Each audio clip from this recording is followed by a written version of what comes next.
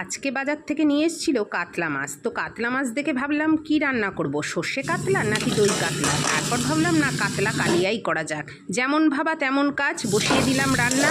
প্রথমে মশলাটাকে ভালো করে কষিয়ে নিলাম, নেওয়ার পরে সেদ্ধ আলুগুলোকে দিয়ে আবার বেশ ভালো করে নাড়িয়ে চাড়িয়ে কষে নিয়ে এখন দিয়ে দিলাম জল। এবার এটাকে ঢাকা দিয়ে দেব।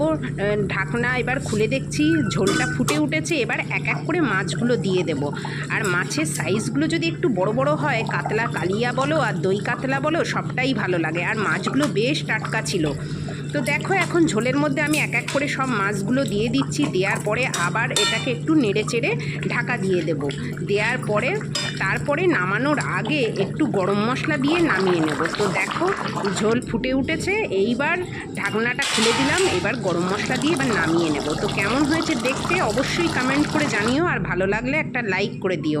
আর কার কার পছন্দ